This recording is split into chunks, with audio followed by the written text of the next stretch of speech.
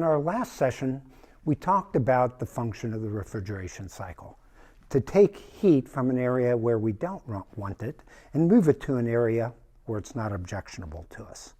And we talked about how this works. Well, let's get into this just a little bit more.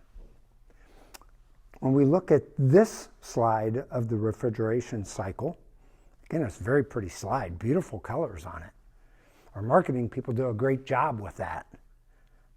But notice there are different shades of red and there are different shades of blue in this.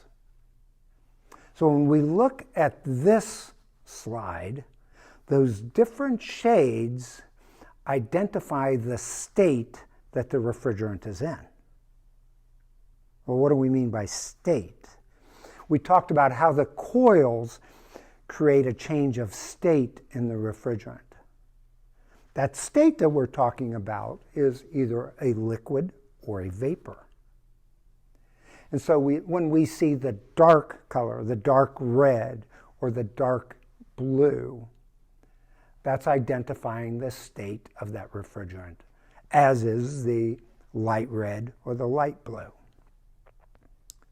Now, when we look at where the compressor is on this particular slide, the refrigerant flow is in a clockwise direction. Not all of these diagrams are going to be in the same orientation. Not all of them will show it in clockwise. Not all of them show it as counterclockwise. So you have to be very careful when you're looking at these to understand what direction the flow of the refrigerant is. The way that I help determine what direction the flow of refrigerant is by looking at the discharge on the compressor. And in this diagram, the discharge is shown as red. Now, when that refrigerant is pressurized and comes out of the compressor, it is always in the form of a vapor, a gas.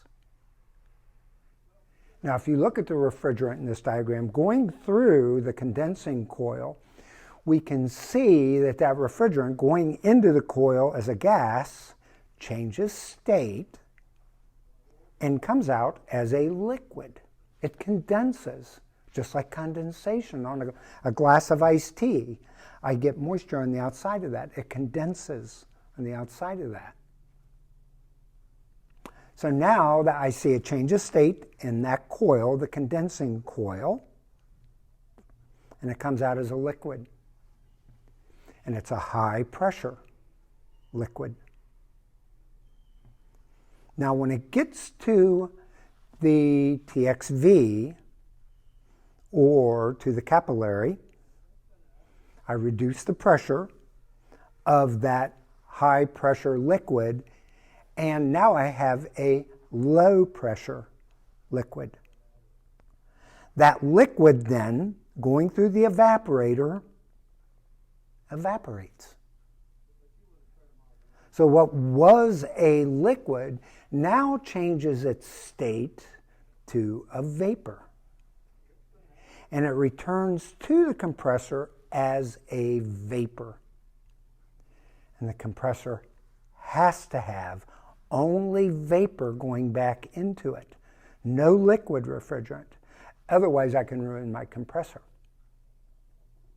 So I've got the vapor going back into the compressor.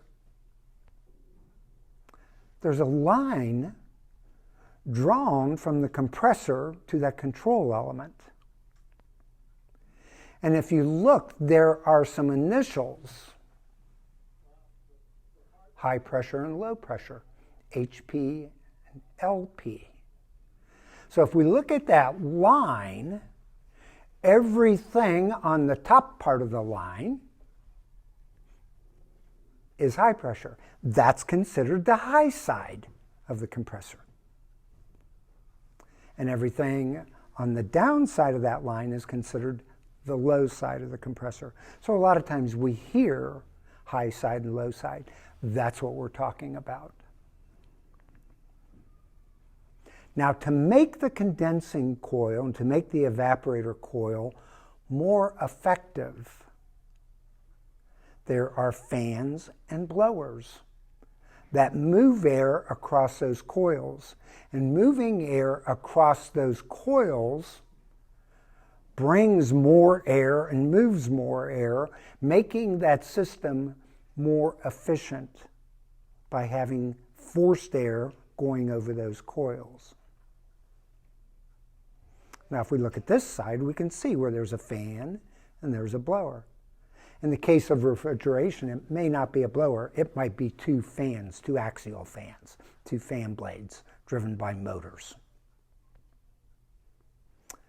So now we can segregate the system by the refrigerant side or by the air side. And so when I look at this system as the refrigerant side, we're looking at the things that are coming in contact with the refrigerant. Things like filter dryers, things like TXVs, things like compressors. But when we talk about the air side, we're talking about things like fan blades, blowers, motors, filters, ductwork. So we need to look at those two sides. Not only do we need to understand the high side and the low side, but we need to understand the refrigerant side versus the air side. So we're going to examine this in more detail. We're going to look at these different components that are on the refrigerant side, and we're going to look at the components that are on the air side and see just what they do, see how they help with the system. Now, when we get into refrigeration, there are even more components involved in that. So if we look at this next slide, the refrigeration loop, we can see that there are a lot more components. Now, the reason for that might be because I have more evaporators.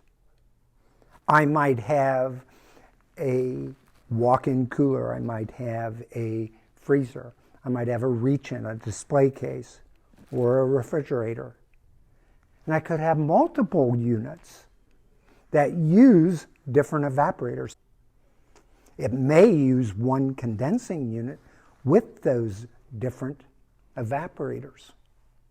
So there may be more controls that are used with that. So we're going to evaluate those different components and look at what those components are, what they do in the system, how they work, what might be some indications that they're not working properly. How do I select the proper component? We look for you next time.